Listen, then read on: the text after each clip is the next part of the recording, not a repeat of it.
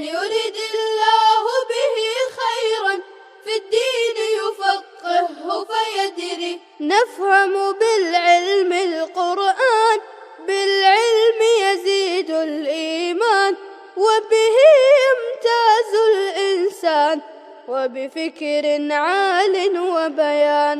بسم الله الرحمن الرحيم. الحمد لله رب العالمين والعاقبة للمتقين والصلاة والسلام على سيد الأنبياء والمرسلين سيدنا وحبيبنا وحبيب رب العالمين محمد وعلى آله وأصحابه ومن هدى بهديه إلى يوم الدين. اس سے قبل امام بیضاوی نے بسم اللہ پر اس کے جزو فاتحہ یا جزو قرآن ہونے کے اعتبار سے حضرات قراء اور حضرات فقہاء کے درمیان پائے جانے والے اختلاف کو بیان کیا. اب یہاں سے بسم اللہ کے سلسلے میں دیگر مختلف مباحث کو ذکر کرنے جا رہے ہیں، جن میں سب سے پہلے بسم اللہ پر تحقیقی کلام کریں گے بسم اللہ کی نحوی حیثیت کے بارے میں.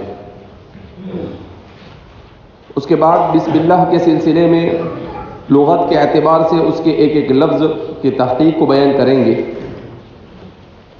بسم اللہ کے سلسلے میں صرفی تحقیق بیان کریں گے.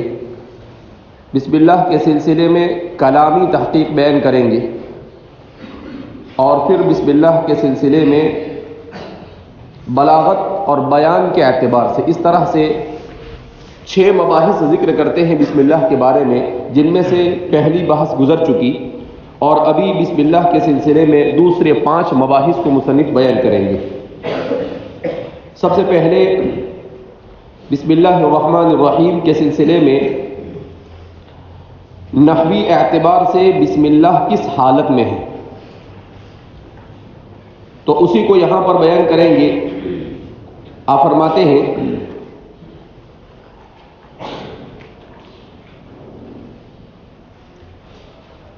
والباء متعلقة بمحذوف تقديره بسم الله أقرأ لأن الذي يتلوه مقروء وكذلك يضمر كل فاعل ما يجعل التسمية مبدأ له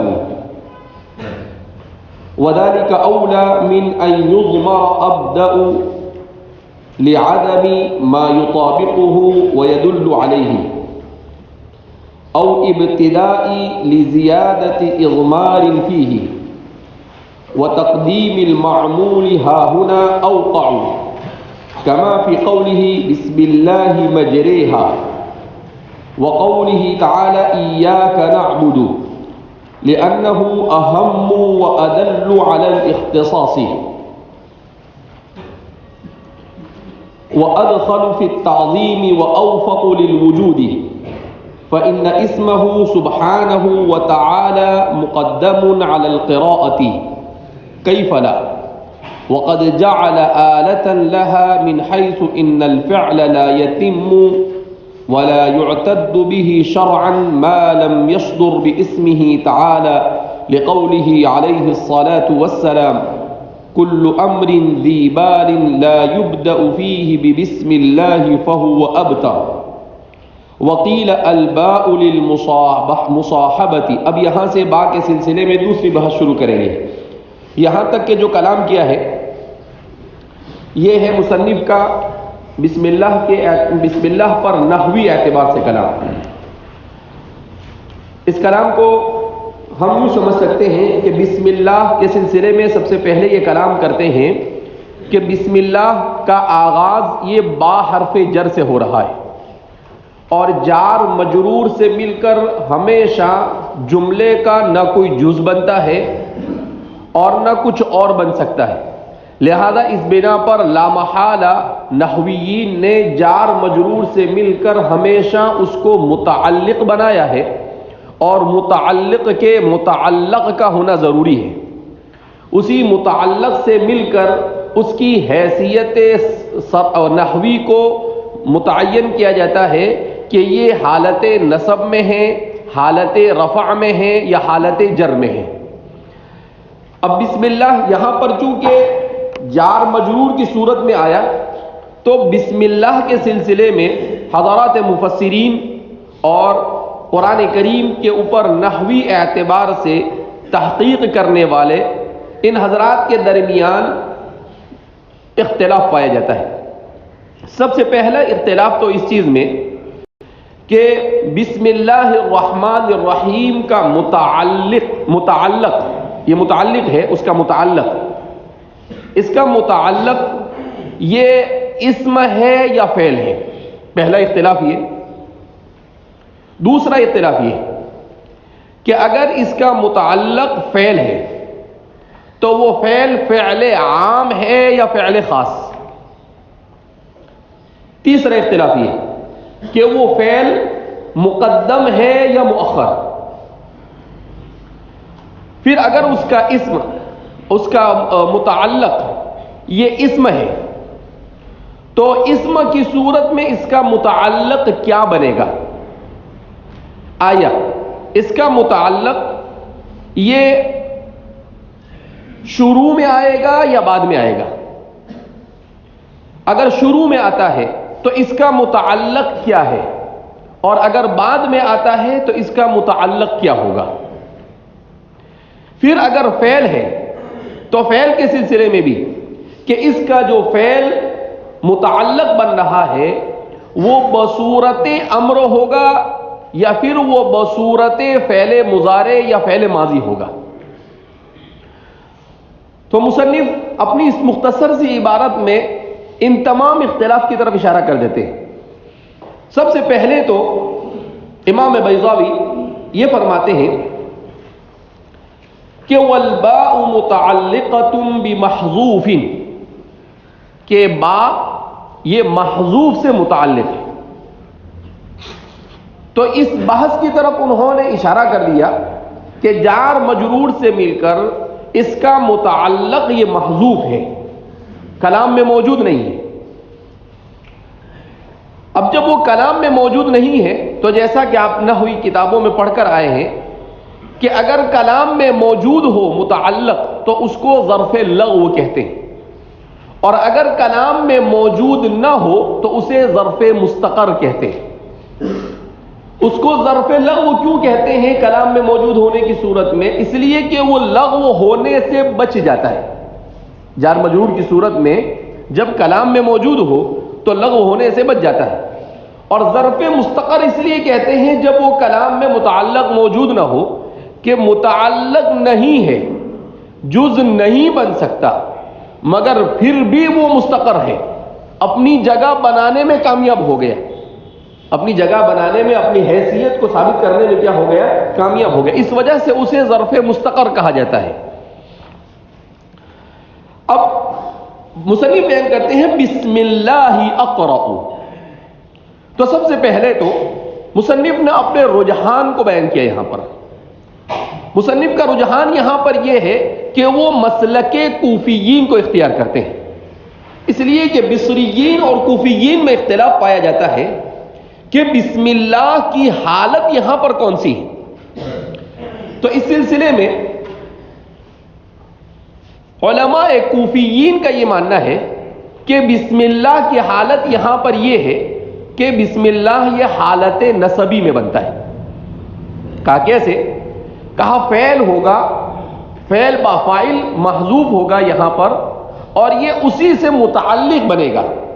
تو جب فعل با فاعل ہو گیا تو اب اس کی ایک ہی حیثیت رہ جاتی ہے، اور وہ کون سی؟ حالت نسبی۔ لہذا یہ حالت نسبی میں ہے، اگرچہ وہ جار مجرور ہے مگر اس کے باوجود اس کی حالت نسبی بنتی ہے، گویا کہ مفعول کی جگہ پر واقع ہوتا ہے، شبہ مفعول کی طرح۔ دوسری طرف علماء بصریین ہے، علماء بصریین کا یہ کہنا ہے کہ نہیں، یہ حالت رفع میں، یہ کون سی حالت میں؟ حالت رفع میں۔ کہا کیسے یہ حالت رفع میں؟ کہا اس طور پر یہ حالت رفع میں ہے کہ اس کا مبتدا محذوف ہے اور یہ خبر بن رہا ہے اس کی، یہ اس کی کیا بن رہا ہے؟ اپنے متعلق سے مل کر خبر بن رہا ہے۔ اب یہ بحث ایک الگ ہے کہ اس کا متعلق کیا مانا جائے۔ تو اس سلسلے میں بعض حضرات نے، بعض نحویین کا یہ ماننا ہے کہ اس کا متعلق جو ہے وہ ابتدائی ثابت بسم اللہ الرحمن الرحیم. اور دوسرے بعض حضرات کا کہنا یہ ہے ابتداء الکلام بسم اللہ الرحمن الرحیم.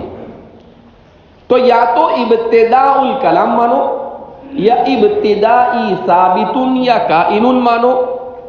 دونوں صورتوں میں یہی بات بنتی ہے کہ یہ چونکہ خبر سے متعلق ہوگا، اور جب خبر سے متعلق ہوگا تو ظاہر سی بات یہ کیا بن جائے گا،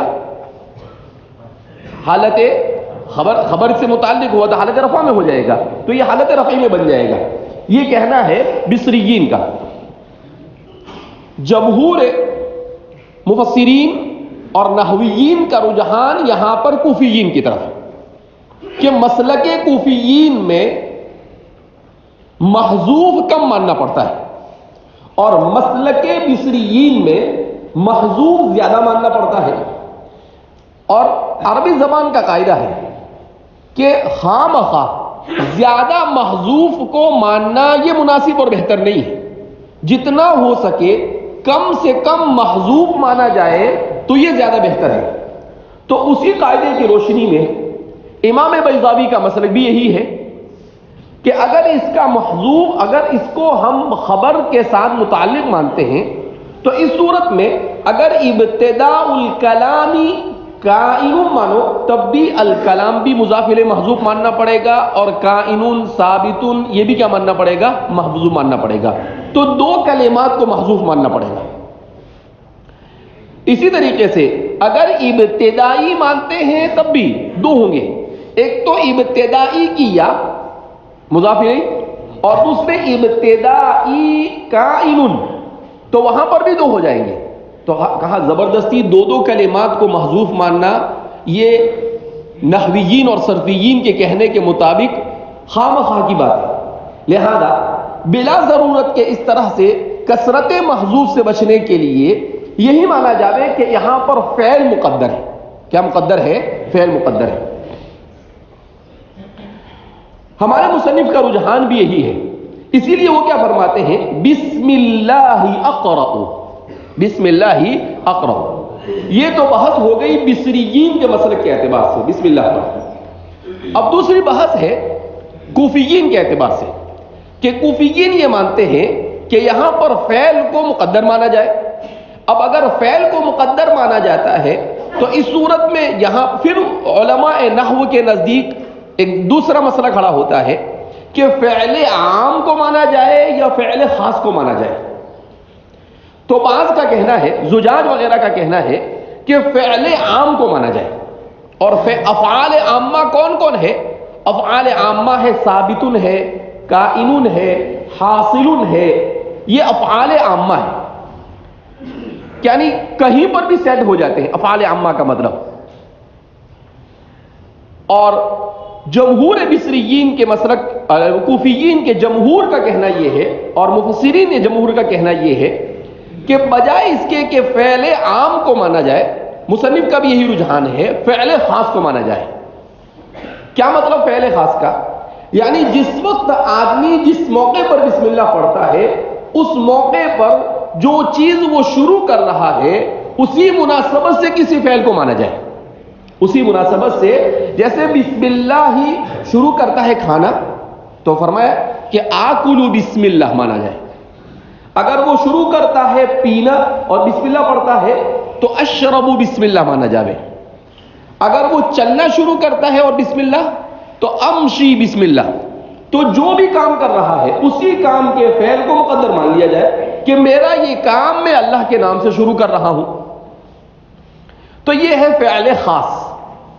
اب جیسے یہاں پر چونکہ قرآن کریم کی قراءت کا آغاز ہو رہا ہے لہذا اس بنا پر کیا فرما رہے ہیں کہ بسم اللہ اقرأ، میں اللہ کے نام سے کیا کر رہا ہوں، شروع کر رہا ہوں. تو اس لیے مصنف نے یہاں پر اقرأ کو مانا. تو اس لیے وہ ان کا کہنا ہے کہ فعل خاص کو ماننا یہ زیادہ کیا ہے، افضل اور بہتر ہے. کیوں فعل عام کو نہ مانا جاوے اور خاص کو مانا جاوے؟ تو کہا کہ فعل عام کو اس لیے کہ فعل عام کو ماننے کا کوئی قرینہ یہاں پر موجود نہیں ہے.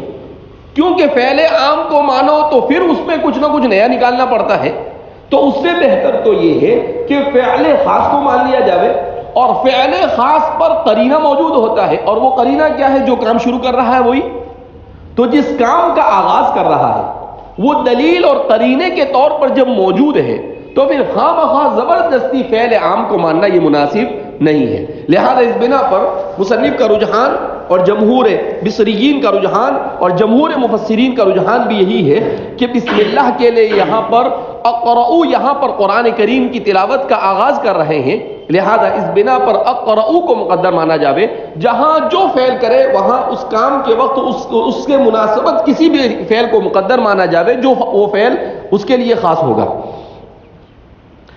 اب اس کے بعد فعل عام اور خاص کی بحث ختم ہوئی، تو دوسری ایک بحث یہاں پر یہ آتی ہے کہ جس فعل کو مانیں گے وہ فعل کیا ہوگا؟ آیا وہ فعل امر ہوگا یا وہ فعل ماضی یا مضارع ہوگا؟ تو اس سلسلے میں امام فرا کا ماننا یہ ہے کہ فعل امر ہوگا، اقرأ بسم اللہ، اقرأ بسم اللہ۔ کہا کیوں؟ اس لیے کہ قرآن کریم نے بسم اللہ کے سلسلے میں جب پہلی آیت نازل ہوئی تو کیا کہا؟ اقرأ بسم ربک الذی خلق۔ پہلی آیت جب نازل ہوئی تو وہاں پر اللہ کے نام کو پڑھنے کا حکم دیا اور صیغہ امر کو استعمال کیا، کہا اس سے مناسبت پیدا ہو جائے گی وحی اول سے۔ کیسے کیسے ذہن جاتے ہیں ان لوگوں کے، کہا وحی اول سے مناسبت پیدا ہو جائے گی، تو اس لیے وہاں پر بھی اقرا کہا ہے تو یہاں پر بھی اقرا مانا جاوے، تو جہاں پر بھی ہو اقرا کو مانا جاوے تاکہ وحی اول سے مناسبت پیدا ہو جاوے۔ دیگر علماء کا کہنا یہ ہے کہ ہر جگہ پر اس کو مقدر ماننا یہ مناسب معلوم نہیں ہوتا۔ کیوں؟ اس لیے کہ ہر جگہ پر پڑھنے کا حکم نہیں دیا جا رہا ہے، اور امر جو ہوتا ہے یہ انشاء کو پیدا کرتا ہے، اور فعل ماضی یا مضارع ماننے کی صورت میں وہ خبر بنتا ہے، اور انشاء اور خبر میں خبر مقدم ہے۔ انشاء اور خبر میں کون مقدم ہے؟ خبر مقدم ہے۔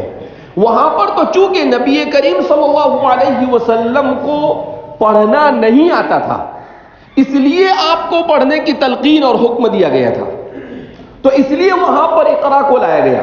وہاں پر امام جبریل اگر یہ کہتے کہ قرأت یا اقرأ، تو ظاہر سی بات ہے جبریل تو قرأت اور اقرأ تھے ہی پہلے سے، تو کوئی مطلب حاصل نہیں ہو سکتا تھا۔ لہذا اس بنا پر نبی کریم صلی اللہ علیہ وسلم کو باوجود امی ہونے کے پڑھنے کا حکم دیا جا رہا تھا کہ ظاہری اسباب کے درجے میں اگرچہ آپ پڑھنا نہیں جانتے ہیں مگر اللہ کا نام لے کر شروع کر دیجئے۔ گویا یہاں پر یہ درس اور سبق دیا جا رہا ہے کہ اس دنیا میں اگرچہ اسباب ہے مگر جب اللہ کسی چیز کو کرنے پر آتا ہے تو اسے اسباب کی بھی ضرورت نہیں۔ جب اللہ کسی چیز کو کرنے پر آتا ہے تو اسباب کی بھی ضرورت نہیں۔ نبی کریم صلی اللہ علیہ وسلم نے کبھی کسی کے پاس جا کر پڑھا نہیں، اگرچہ مستشرقین کی جماعت، جس کو جماعت کہنا بھی جماعت کی توہین ہے، ٹولہ، یہ مستشرقین کا جو ٹولہ ہے وہ یہ کہتا ہے کہ محمد نے کس سے پڑھا؟ کہا کہ خبیب رومی سے پڑھ لیا۔ کون پڑھنے گیا؟ تیرا بابا دیکھنے گیا تھا وہاں پہ، تو خواہ مخواہ زبردستی ان کو ماننا نہیں ہے تو کیا بولتے ہیں؟ آنگن ٹیڑھا ہے۔ لہذا اس بنا پر یہ خواہ مخواہ کی بحث ہے۔ تو آپ صلی اللہ علیہ وسلم کو چونکہ پڑھنا نہیں آتا تھا، اس کے باوجود آپ صلی اللہ علیہ وسلم کو پڑھنے کا حکم دیا جا رہا تھا۔ تو ایک بحث تو یہاں پر یہ کہ اللہ یہ ثابت کرنا چاہتے تھے کہ ہم اگر اسباب نہ ہو تب بھی دنیا میں کچھ کرنے پر آئے تو کر سکتے ہیں۔ اس کا مطلب کیا ہوا کہ بندہ اسباب کو اختیار کرنے کا مکلف ہے مگر اللہ اسباب کو اختیار کرنے کا مکلف نہیں ہے۔ ذات باری تعالی یہ اسباب کو اختیار کرنے کی مکلف نہیں ہے، وہ جب چاہے، جس سے چاہے، جیسا چاہے کام لے سکتا ہے۔ وہ کسی کا بندھا ہوا نہیں ہے. اسی لیے ہمارے اہل سنت والجماعت کا معتزلہ کے مقابلے میں مسلک ہی یہ ہے کہ اللہ پر کوئی چیز واجب نہیں. جو چیز اس نے اپنے اوپر واجب کی وہ بھی اس نے اپنے اوپر واجب کی اس لیے واجب ہے، لیکن ہماری حیثیت سے ہم اس پر کسی چیز کو واجب نہیں کر سکتے. کیوں؟ لأنہ خالق ونحن مخلوق، اس لیے کہ وہ خالق کل ہے. تو وہ اگر اپنے اوپر کسی چیز کو لازم کرتا ہے تو وہ اس پر لازم ہو، وہ اس کا معاملہ ہے، لیکن ہم یہ نہیں کہہ سکتے کہ اللہ کے اوپر یہ چیز کیا ہے، لازم ہے. لہذا اس بنا پر اللہ رب العزت نبی کریم صلی اللہ علیہ وسلم کو اسباب کے نہ ہونے کے باوجود حکم دیا گیا. تو اس لیے ان کا یہ کہنا ہے کہ وہاں پر بات الگ تھی، اس لیے وہاں پر صیغہ امر کو لانا پڑا. لیکن اب جب آپ شروع کر رہے ہیں تو گویا کہ آپ خبر دے رہے ہیں، کیونکہ اللہ نے ایک مرتبہ حکم دے دیا ہے، نبی کریم صلی اللہ علیہ وسلم نے حکم دے دیا ہے کہ جب بھی کوئی کام کرو تو اللہ کے نام سے اس کا آغاز کرو. تو اب آپ کو امر نہیں کرنا ہے، اب آپ کو خبر دینا ہے کہ اے اللہ، آپ نے کہا آپ کے نام سے شروع کرو، اقرؤ، تو میں آپ ہی کے نام سے شروع کر رہا ہوں. تو اب اللہ کو خبر دے دینا ہے کہ اللہ، میں آپ کے نام سے شروع کر رہا ہوں، میں کسی اور کے نام سے شروع نہیں کر رہا ہوں. لہذا اس بنا پر فعل امر کے بجائے یہاں پر فعل مضارع کو ماننا یا فعل ماضی کو ماننا، یہ زیادہ کیا ہے، یا تو بسم اللہ اقرأ یا بسم اللہ قرأت. مصنف کے نزدیک فعل ماضی کو، فعل مضارع کو ماننا کیا ہے، زیادہ افضل اور اولا ہے. کیوں؟ اس لیے کہ حال میں پڑھ رہا ہے.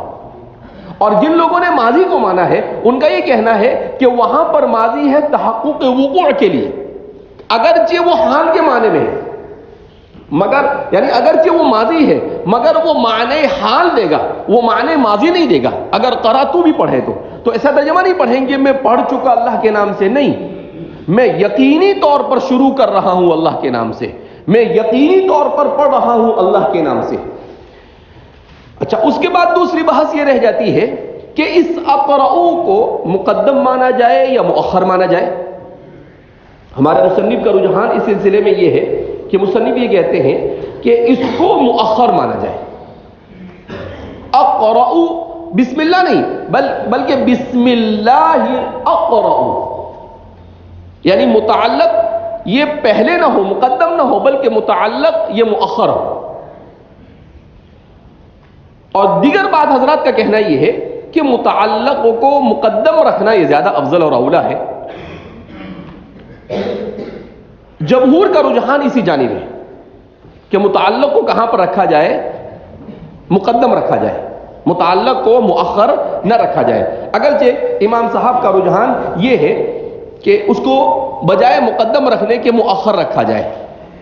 بسم اللہ اقرأ لأن الذي يتلوه مقروء، اس لیے کہ جو چیز تلاوت ہو رہی ہے، مقروء، وہ پڑھی جا رہی ہے. اس سے اشارہ کر رہے اس بات کی طرف کہ ایک ہے قراءت اور ایک ہے تلاوت، دونوں میں فرق ہے. قراء کے معنی اصل لغت کے اعتبار سے پڑھنا نہیں ہے، یہ تو بعد میں استعمال ہوا پڑھنے کے لیے. قراء کے اصل معنی عربی زبان میں آتے ہیں جمع کرنا. قراء کے اصل معنی کیا آتے ہیں؟ جمع کرنا. اسی سے قریتن بھی بنتا ہے، متفرق جگہ سے ایک جگہ پر لوگ آ کر جمع ہو گئے، تو قراء کے معنی جمع. پھر اس کے بعد جا کر جب الفاظ کو جمع کر کر اسے پڑھا جانے لگا تو اس پر بھی قراء کا اطلاق ہو گیا. تو اس پر بھی کس کا اطلاق ہو گیا؟ قراء کا اطلاق ہو گیا. تو اس لیے قراء کے معنی جمع کرنے کے تھے مگر اب وہ معنی میں ہو گیا. اسی طریقے سے تلاوت، تلاوت کے معنی کیا؟ کہا کہ تلاوت کے معنی آتے ہیں پیدر پہ ہونا. تلاوت کے معنی کیا آتے ہیں؟ پیدر پہ ہونا. یعنی ایک کام ہوا، ابھی وہ پورا نہیں ہوا کہ فوراً دوسرا، ابھی وہ پورا نہیں ہوا کہ فوراً تیسرا. تو اس طریقے سے پیدر پہ کوئی کام بلا توقف کے ہو تو اسے کیا کہا جاتا ہے؟ تلاوت. مگر اس کے بعد تلاوت کا استعمال ہونے لگا اس طرح سے پڑھنا کہ جس سے سامنے والے کو سنانا مقصود ہو. اس طرح سے پڑھنا جس سے سامنے والے کو سنانا کیا ہو؟ مقصود ہو. اسی لیے کہتے ہیں نا وحی کی دو قسمیں، وحی مطلوع اور وحی غیر مطلوع. تو کیا مطلب اس کا؟ وحی مطلوع کا مطلب کیا؟ قرآن کریم، کہ قرآن کو نماز میں پڑھ کر امام صاحب مقتدی کو سناتے ہیں، حافظ اسے یاد کر کر استاد کو سناتا ہے، تراویح میں سناتا ہے، تو اس لیے وہ مطلوع ہے، وحی مطلوع. اور احادیث مبارکہ کو وحی غیر مطلوع کہتے ہیں. کیوں وحی غیر مطلوع کہتے ہیں؟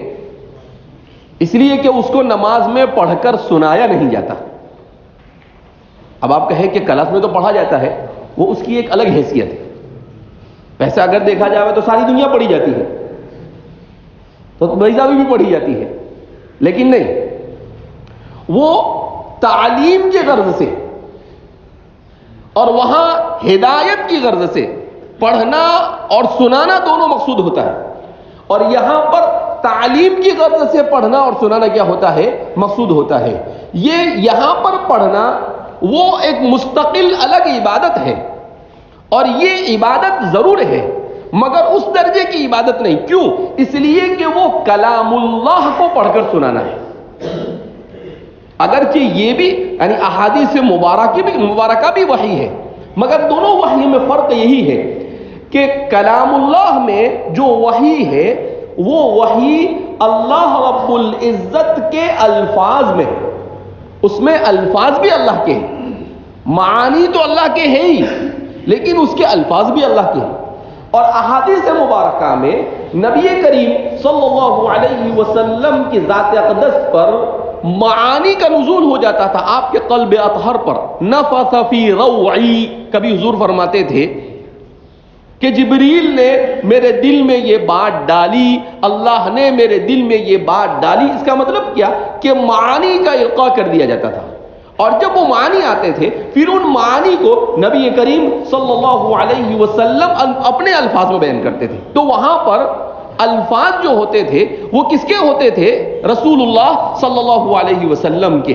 مگر اس کے پیچھے جو معانی ہوتے تھے وہ معانی کس کے ہوا کرتے تھے؟ اللہ رب العزت کے. اسی لیے تو کہا گفتہ اللہ بود گرچہ از حلقوم عبداللہ بود، کہ اس کا بولا ہوا اللہ کا بولا ہوا ہے، ہاں حلق عبداللہ کا ہے مگر کلام اللہ کا ہے.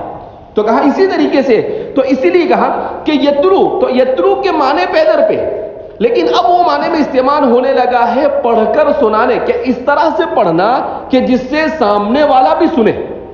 اس میں پڑھنے والے کو بھی ثواب اور سننے والے کو بھی ثواب. پڑھنے والا بھی عبادت میں مشغول اور سننے والا بھی عبادت میں کیا ہے؟ مشغول ہے. تو بہرحال کیا فرما رہے ہیں کہ تلاوت اور قراءت یہ دونوں میں فرق ہے. تو مصنف کا یہ کہنا ہے کہ بسم اللہ اقرأ، میں اللہ کے نام سے شروع کرتا ہوں. اس لیے انہوں نے اپنا رجحان اس جانب ثابت کیا کہ یہاں پر فعل کو مؤخر مانا جاوے. البتہ اکثر حضرات کا کہنا یہ ہے کہ اقرأ بسم اللہ مانا جاوے تو یہ زیادہ کیا ہے؟ بہتر ہے. وَكَذَلِكَ يُضْمَرُ كُلُّ فَاعِلٍ مَا يَجْعَلُ التَّسْمِيَةَ مَبْدَأً لَهُ، اسی طرح ہر ایسے فاعل کو مضمر مانا جاوے جو آغاز کرتے وقت اس کے مناسب ہو، جو بسم اللہ کے لیے مبدا بن رہا ہو. کیا مطلب؟ کہ ہر جگہ پر آپ بسم اللہ بولیں گے تو بسم اللہ اقرأ ہی مراد نہیں ہوگا، بلکہ جو جیسا کام آپ کر رہے ہوں گے وہاں پر ویسا فعل مقدر مانا جائے گا. تو امام بیضاوی کے کہنے کے مطابق اگر آپ نے سوتے وقت بسم اللہ پڑھا تو کیا پڑھیں گے؟ بسم اللہ انام. اگر آپ نے کھاتے وقت پڑھا تو بسم اللہ آکلو. اگر آپ نے کھانا کھلاتے وقت پڑھا تو بسم اللہ اطعمو، بسم اللہ اطعمو. اگر آپ نے پانی پلاتے وقت بسم اللہ پڑھا تو بسم اللہ اشربو، اور اگر پیتے وقت پڑھا بسم اللہ اشربو. تو کہا جیسا آپ کا کام ہوگا اسی مناسبت سے جو فعل ہوگا وہ. اب یہاں پر ایک سوال یہ پیدا ہوتا ہے کہ مصنف یضمر کل فاعل کہہ رہے ہیں جبکہ کل فعل کہنا چاہیے. وہ اس لیے کہ جو فعل لایا جائے گا وہ فاعل کے کام کو دیکھ کر لایا جائے گا. تو فعل پر نظر کر کر نہیں لایا جائے گا وہ، بلکہ کس پر نظر کر کر لایا جائے گا؟ فاعل کے اوپر، کہ فاعل کیا کام کر رہا ہے، اور جیسا وہ کام کر رہا ہوگا ویسا ہی فعل کو مضمر وہاں پر کیا جائے گا؟ مانا جائے گا. تو اس لیے حیثیت فاعل کی دیکھی جائے گی وہاں پر، حیثیت فعل کی فاعل کے کام کو دیکھنے کے بعد وہاں پر مانا جائے گا کہ اب یہاں کون سا فعل کیا جا سکتا ہے؟ مانا جا سکتا ہے. اس لیے وہ فرما رہے ہیں وَكَذَلِكَ يُضْمَرُ كُلُّ فَاعِلٍ مَا يَجْعَلُ التَّسْمِيَةَ مَبْدَأً لَهُ. اس طرح ہر فاعل کو اس طرح سے وہاں پر مضمر مانا جاوے، محذوف مانا جاوے، جو بسم اللہ کے لیے مبدا بن سکتا ہو. وَذَلِكَ أَوْلَى. اب مصنف اپنے مسلک کے راجح ہونے کی دلیل بیان کر رہے ہیں کہ ہم نے اس کو فعل کو مقدر مان کر کیوں ایسا کیا. تو کہا وَذَلِكَ أَوْلَى، اور یہ زیادہ بہتر ہے، مِنْ أَنْ يُضْمَرَ أَبْدَأُ، بجائے اس کے کہ ہر جگہ پر ابدعو کو مانا جاوے، یعنی فعل عام کو مانا جاوے. اس سے بہتر یہ ہے کہ فعل خاص کو مانا جاوے. تو اس کو اشارہ کر رہے وہ کہ فعل، ایک تو یہ کہ فعل مانا جاوے، اسم نہ مانا جاوے، اور دوسرا یہ کہ فعل میں بھی فعل عام مانا جاوے نہیں بلکہ فعل خاص مانا جاوے. تو اس لیے کہا کہ وَذَلِكَ أَوْلَى، اور فعل کا خاص لانا یہ زیادہ بہتر ہے، مِنْ أَنْ يُضْمَرَ أَبْدَ، کہ بجائے اس کے کہ ہر جگہ پر ابدا لایا جاوے. لِعَدَمِ مَا يُطَابِقُهُ وَيَدُلُّ عَلَيْهِ، عدم مطابقت اور دلالت کی وجہ سے. کیا بیان کرتے ہیں کہ ہر جگہ پر ابدعو کو ماننا یہ کھینچ تان کر مطابقت پیدا کرنا ہوگا، اور فعل جو کام کر رہے ہیں اسی فعل کو لائیں گے تو کسی قسم کے تکلف کی اور کسی قسم کے کھینچ تان کی ضرورت پڑے گی نہیں. اور نحویوں کے یہاں پر یہ بھی مسلک ہے، بلکہ لغت عرب کا مسئلہ ہے، اسلام کا مزاج ہے تو کہ تکلفات سے بچا جاوے، بہت زیادہ تکلف اور کھینچتان نہ کیا جاوے.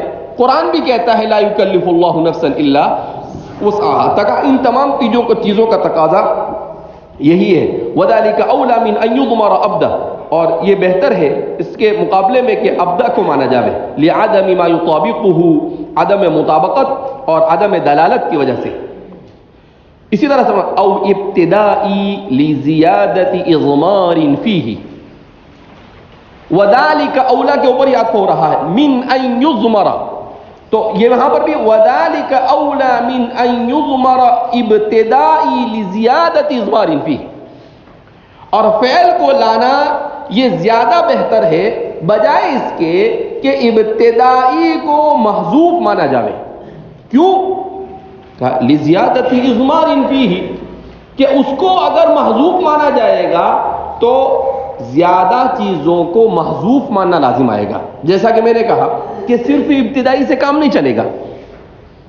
اگر آپ ابتدائی بھی پڑھتے ہیں تو آپ کو پھر ابتدائی کے بعد کوئی فعل عام لانا پڑے گا جس کے ساتھ، کیوں کہ ڈائریکٹ مبتدا کے ساتھ جب مبتدا شبہ فعل نہ ہو تو اس کے ساتھ ڈائریکٹ جار مجرور کو متعلق نہیں بنایا جا سکتا ہے، کیونکہ جار مجرور یا تو فعل سے متعلق ہوتا ہے یا پھر شبہ فعل سے متعلق ہوتا ہے، اور ابتدائی دونوں میں سے کوئی بھی نہیں ہے.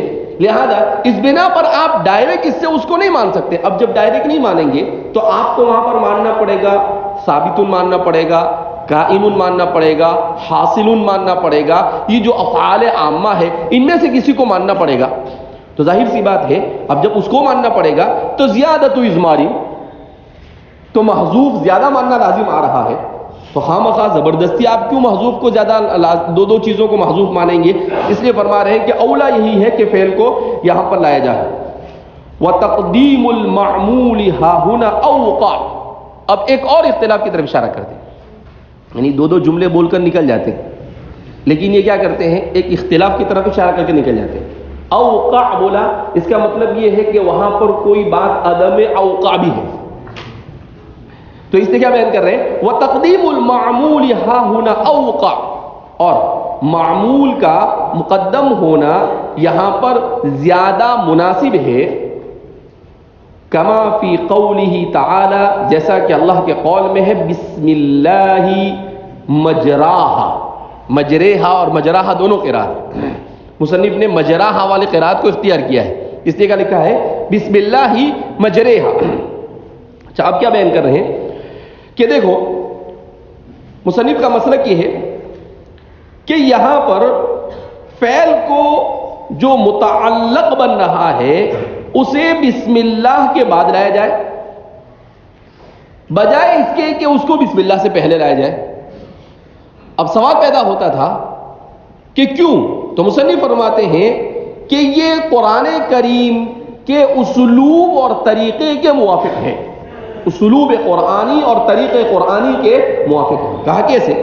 کہا اس طور پر کہ قرآن کریم میں بسم اللہ کا جب ذکر آیا ہے تو کہا بسم اللہ مجریہا ومرساہا، کہا دیکھو یہاں پر مجریہا یہ کیا ہے؟ جار مجرور سے مل کر مجرے سے یہ کیا ہو رہا ہے؟ متعلق ہو رہا ہے، اور مجرے اس کا متعلق ہے، تو متعلق یہ کہاں پر آ رہا ہے؟ بسم اللہ کے بعد آ رہا ہے، بسم اللہ سے پہلے ایسے نہیں آ رہا ہے مجراہا بسم اللہ ہی، بلکہ آ رہا ہے بسم اللہ ہی مجرے۔ اسی لیے متاخرین نے بھی امام بیضاوی کی بات کو راجح قرار دیا ہے، امام آلوسی ہے، امام رازی ہے، یہ تمام حضرات کہتے ہیں کہ چونکہ ان کے دلائل بڑے مضبوط ہیں تو اس لیے کیا فرماتے ہیں کہ بسم اللہ ہی مجرے۔ وقولہ ایاک نعبد، کہا ایاک نعبد میں بھی آپ دیکھو ایسا نہیں ہے نعبد ایاک، بلکہ کیا ہے؟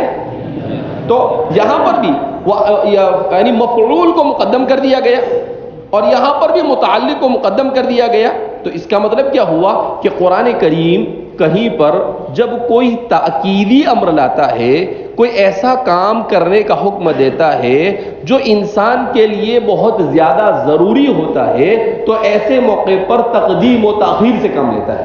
کیوں؟ اس لیے کہ قاعدہ ہے تقدیم و تاخیر یفید الحصر والاختصاص، کہ جس چیز کو آگے پیچھے، جس کا حق پہلے لانا ہو اس کو بعد میں لے آنا، یا جس کو بعد میں لانا ہو اس کو پہلے لے آنا، اگر ایسا کیا جاتا ہے تو اس سے حصر اور اختصاص کا فائدہ حاصل ہوتا ہے۔ تو کہا کہ وہ فائدہ بھی یہاں پر کیا ہو جائے گا؟ حاصل ہو جائے گا۔ کیا مطلب؟ کہ بولنے والا پورے زور و شور کے ساتھ یہ بات بیان کرے گا سوائے اللہ کے نام کے میں کسی سے شروع نہیں کر رہا ہوں، تو کہا کہ یہ اس وقت حاصل ہوگا جبکہ آپ اس کے متعلق کو بعد میں مانو۔ کیوں؟ اس لیے کہ اس کا حق پہلے تھا، اس کو مؤخر کر دیا آپ نے، تو اختصاص کا فائدہ۔ تو گویا کہ یہاں پر اللہ کے نام کے ساتھ شروع کرنے کے ساتھ ساتھ دوسرا ایک فائدہ آپ کو یہ حاصل ہو جاتا ہے کہ اس طرح سے شروع کرنے سے توحید کی طرف بھی اشارہ ہو جاتا ہے۔ کس کی طرف اشارہ ہو جاتا ہے؟ توحید۔ بندہ اپنے ہر کام کو شروع کرتے وقت اللہ کے نام کی برکت بھی لیتا ہے اور ساتھ ساتھ میں اپنی وحدانیت کا اقرار بھی کر لیتا ہے، اپنی وحدانیت کا اقرار۔ اللہ کے نام سے شروع کر رہا ہے، وہ عبارت النس ہے، اور اللہ کی وحدانیت کا اقرار کر رہا ہے، یہ اشارت النس ہے۔ تو کہا کہ دونوں چیزیں اب جب 2 in 1 ہو رہا ہو تو ظاہر سی بات ہے ایسے موقع کو کیوں چھوڑنا چاہیے؟ توحید ہی کے لیے تو دنیا میں انبیاء آئے، توحید ہی کے لیے تو یہ ساری دنیا اور کائنات کو سجایا گیا ہے۔ اب جب اتنا بڑا مقصد حاصل ہو رہا ہے اس سے، تو پھر کیوں خواہ مخواہ اسے مقدم رکھا جاوے؟ اور قرآن کریم نے بھی اس اسلوب کو اختیار کیا ہے، تو قرآن کریم کے اسلوب کو اختیار کرنے کا ثواب مل جائے گا، وہ ایک الگ فری میں ہو جائے گا۔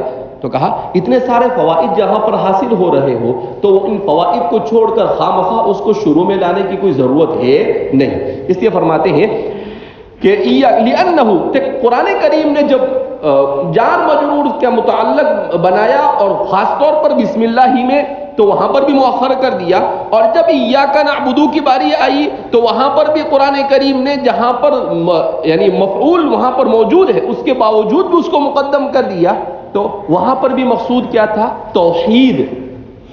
وہاں پر مقصود کیا تھا؟ توحید۔ ایاک نعبد، اگر قرآن یہ کہتا نعبد ایاک تو کیا مطلب ہوتا؟ ہم آپ کی عبادت کرتے ہیں، یعنی آپ کی کرتے ہیں، ہو سکتا ہے دوسرے کی بھی کریں، لیکن جب یہ کہا ایاک نعبد تو اب کیا معنی ہوگا؟ ہم آپ ہی کی عبادت کرتے ہیں. کیا آپ کی عبادت کرتے ہیں؟ کسی دوسرے کی عبادت کرنے کا سوال ہی پیدا ہوتا نہیں. کہاں یہ معنی وہاں پر حاصل ہو رہا ہے کہ اتنا بڑا معنی جب یہاں پر مل جاتا ہے تو خواہ اپنے رائے پر اصرار کرنا کوئی معنی رکھتا نہیں. اسی لیے تو بیضاوی کو اتنی مقبولیت حاصل ہوئی کہ جہاں انہوں نے اخلاص کے ساتھ لکھا ہوگا، اتنے ٹھوس اور مضبوط انداز میں اپنے موقف کو ثابت کرنے کی کوشش کی ہے کتاب و سنت سے کہ یہ انہی کا اپنا خاصہ ہے. لأنه اہم وادل على الاختصاص، اس لیے کہ وہ اختصاص پر دلالت کرتا ہے اور بہت زیادہ ضروری بھی ہے. ارے بھائی، یہ دنیا میں جھگڑا کس چیز کا ہے؟ ہمارا اور ہندوؤں کا کس پر جھگڑا ہے؟ وحدانیت پر. ہمارا اور یہودیوں کا کس پر جھگڑا ہے؟ مجادلہ ہے. ارے بھائی، کس پر ہے؟ وحدانیت پر. ہمارا اور نصارہ کا کس کے ساتھ کیا جھگڑا ہے؟ ہمارا اور اقلیت پرستوں اور مادیت پرستوں کا جھگڑا کس پر ہے؟ اسی پر تو جھگڑا ہے. کہا جس چیز جو مرکزی اختلاف ہے اور مومن کا جو مابہل امتیاز وصف ہے، جب اتنا بڑا وصف حاصل ہو جاوے تو اس کو حاصل کرنے کے لیے یہی بہتر ہے کہ اس کو مؤخر رکھا جاوے. وَأَدْخَلُ فِي التَّعْظِيمِ، اور تعظیم کے اعتبار سے بھی بہت زیادہ ادخل یعنی بہت زیادہ مناسب ہے انسب کے معنی میں. ادخل یہاں پر کس کے معنی میں ہے؟ انسب کے معنی میں. وَأَوْفَقُ لِلْوُجُودِ، اور وجود کے اعتبار سے بھی بہت زیادہ مناسب اور اوفق ہے. کیا مطلب وجود کے اعتبار سے بھی؟ کہ اگر آپ اقرؤ بسم اللہ پڑھ، چونکہ مصنف خود بہت بڑے فلسفی اور متکلم ہیں، اس لیے اتنا سا جملہ بول کر ایک بہت بڑے معنی کی طرف اشارہ کر رہے ہیں. وہ کیا بیان کر رہے ہیں کہ یہ اوفق للوجود بھی ہے، وجود کے اعتبار سے بھی، کہ اگر آپ اقرؤ بسم اللہ پڑھو اس کے بجائے بسم اللہ ہی اقرؤ پڑھو تو یہاں پر اللہ کے نام کا فعل پر تقدم لازم آئے گا. اللہ کے نام کا فعل پر تقدم لازم آئے گا، اور اللہ کی ذات ہر چیز پر مقدم ہے ہی. اللہ کی ذات ہر چیز پر کیا ہے؟ وجود کے اعتبار سے دیکھو تو وہ تو واجب الوجود ہے. وہ کیا ہے؟ واجب، وہ ہمیشہ سے ہے. لہذا بجائے اس کے کہ فعل سے شروع کریں آپ، اس کے نام ہی سے سیدھا کیا ہو جاوے؟ شروع ہو جاوے، تو اس سے بہتر اور کیا ہو سکتا ہے؟ لہذا اس بنا پر فرماتے ہیں کہ وہ اوفق للوجود فإن اسمہ سبحانہ وتعالی مقدم علی القراءۃ، اس لیے کہ اس صورت میں اللہ کا نام یہ قراءت پر مقدم ہو جاتا ہے. بہت لطیف چیز کی طرف اشارہ کیا. کیا مطلب؟ کہ بسم اللہ اقرؤ جب آپ نے پڑھا تو اس سے کیا ہوگا؟ بندے کے ذہن و دماغ میں یہ فطور پیدا نہیں ہوگا کہ میں پڑھ رہا ہوں اللہ کے نام سے. کہا انسان کے نفس پر بھی اس کا اثر ہوگا. اس لیے کہ مصنف علم تصوف کے بھی بڑے ماہر ہیں. تو کیا فرما رہے ہیں کہ جب بسم اللہ اقرؤ پڑھے گا تو پہلے ہی اللہ کا اسم جلال جب آ جائے گا تو اس کے اندر جو کبر آ سکتا تھا عبادت کی وجہ سے، اطاعت کی وجہ سے، توفیق کی وجہ سے، اس کبر سے بھی وہ بچ جائے گا. تو کہا کہ اور کتنے فائدے چاہیے آپ کو؟ کلام کے اعتبار سے، فلسفے کے اعتبار سے، نحو کے اعتبار سے، تصوف کے اعتبار سے، تزکیے کے اعتبار سے، سلوک کے اعتبار سے، ان تمام چیزوں کے اعتبار سے افضل اور بہتر یہی ہے کہ بسم اللہ اقرؤ کیف لا وقد جعل آلة لها من حيث أن الفعل لا يتم ولا يعتد به شرعا ما لم يصدر باسمه تعالى لقوله عليه الصلاة والسلام كل أمر ذي بال لا يبدأ فيه ببسم الله فهو أبتر. اب مصنف کے اوپر ایک قسم کا وجد طاری ہوتا ہے جیسا کہ ان کے الفاظ اس پر دلالت کرتے ہیں، اس لیے کہ بات ہی اتنی پیاری کی ہے مصنف نے، تو وہ خود کہتے ہیں وَكَيْفَ لَا، اور ایسا کیوں ممکن نہیں، یعنی اتنا سب جو ہم نے کلام کیا ہے ایسا کیوں ممکن نہیں ہے. وَقَدْ جَعَلَ آلَةً لَهَا مِنْ حَيْثُ أَنَّ الْفِعْلَ لَا يَتِمُّ وَلَا يُعْتَدُّ بِهِ شَرْعًا مَا لَمْ يَصْدُرْ بِاسْمِهِ، اس لیے کہ اس کا نام یہی سب سے زیادہ افضل اور اولا اور اعلیٰ ہے. اعلیٰ اور اعلیٰ ہے کس چیز کے لیے؟ کہ جب تک کہ اس کے نام سے کسی چیز کو شروع نہ کیا جاوے شرعاً وہ شروع ہی نہیں مانا جاتا ہے. شرعاً وہ شروع ہی نہیں مانا جاتا ہے. جب اس کے نام سے شروع ہو تو شروع ہے، اگر اس کے نام سے شروع نہ ہو تو شروع بھی شروع نہیں ہے. جو شروع کیا وہ بھی شروع نہیں ہے. لہذا اس بنا پر کہا ایسا کیوں کہہ رہے ہیں آپ؟ کہا اس لیے میں کہہ رہا ہوں کہ خود نبی کریم صلی اللہ علیہ وسلم کا ارشاد مبارک ہے کل امر ذی بال لا یبدأ فیہ ببسم اللہ فہو ابتر، کہ ہر عظیم الشان کام جو اللہ کے نام سے نہ شروع کیا جاوے تو وہ ناقص اور ادھورا رہتا ہے، تو وہ ناقص اور ادھورا رہتا ہے. کہا ان تمام کے تمام، خود اللہ کے رسول فرماتے ہیں کہ اللہ کے نام کے بغیر بھی دنیا میں کوئی کام شروع کیا جاتا ہے. کہا اللہ کے نام ہی سے شروع کیا جاتا ہے. یہ تو ہم لوگ ہیں کہ ہمیں یہ عادت کیا ہو گئی ہے، نہیں ہے کہ ہم بغیر بسم اللہ کے، اسی لیے برکتیں بھی نہیں ملتی، اسی لیے کسی چیز میں مزہ بھی نہیں آتا ہے. مزہ آتا ہے صرف فضول کاموں میں، ہمیں اچھے کام میں مزہ نہیں آتا ہے. اسی لیے کیوں؟ بسم اللہ کی عادت نہیں ہے زندگی میں، تو اس کے جو برکات حاصل ہوتے تھے وہ برکات اب حاصل ہوتے نہ بسم اللہ کی عادت نہ سلام کی عادت، کچھ نہیں. ایسے ہی گواروں کی طرح ہم زندگی کیا کرتے ہیں، گزارتے ہیں، اور پھر کیا کہتے ہیں کہ برکت نہیں ہے. کیا کرے؟ مزہ نہیں آتا ہے. مزہ نہیں آتا ہے، آئے گا بھی نہیں، پھر کبھی نہیں آئے گا. نہ پڑھنے میں مزہ آئے گا، نہ سننے میں مزہ آئے گا، نہ نماز میں مزہ آئے گا. ہر چیز میں مزہ. کیوں؟ اس لیے کہ ہم جو بھی کام کر رہے ہیں وہ کیسے کر رہے ہیں؟ کرہن. اللہ کا نام لے تو کرہ نکل کر طوعاً آ جاتا ہے، لیکن جب اللہ کا نام نہیں لیا جاتا ہے تو اس میں وہ لطف اور مزہ ہی باقی نہیں رہتا ہے جو لطف ہونا چاہیے. نہ عبادت میں لطف آتا ہے، نہ درس و تدریس میں لطف آتا ہے، نہ کسی چیز میں لطف آتا ہے انسان کو. اللہ کے رسول صلی اللہ علیہ وسلم کے صحابہ کی عادتوں کو دیکھو، یعنی صرف بسم اللہ کو سمجھنے یا سمجھانے کے لیے لوگوں نے 2-2 4-4 جلدوں میں کتابیں لکھی ہیں. اور ہمیں کیا ہے کہ آگے امام بیضاوی کو بھی سمجھ میں نہیں آیا. بسم اللہ کے اوپر صرف نحو پر اتنا کلام کر رہے ہیں کہ استاد کو بھی ایک گھنٹے تک بات کرنی پڑ رہی. تو بسم اللہ پہ نہیں بولے گا تو تیرے فضائل بیان کرے گا؟ سیدھی سی بات ہے. بسم اللہ، ارے بھائی آیا کا ہے کوئی یہاں ہے؟ تیرے فضائل بیان کرتے بیٹھے. نہ میرے فضائل کی ضرورت ہے نہ تیرے فضائل کی ضرورت اسی کی ہے جس کو بیان کیا. اب آپ اندازہ کر سکتے ہیں، ایک چھوٹا سا پیراگراف مصنف نے ذکر کیا، لیکن ایک کلمے کے اندر میں کتنی جامع معنی باتوں کو کیا کیا انہوں نے بیان کیا ہے. تصوف بھی بیان کر دیا، سلوک بھی بیان کر دیا، فلسفہ بھی بیان کر دیا، نحو بھی بیان کر دیا، صرف بھی بیان کر دیا، قرات بھی بیان کر دیا، ساری چیزیں کیا کر دیا؟ بیان کر دیا. کسی پہلو کو تشنا چھوڑنے کی کوشش نہیں کی.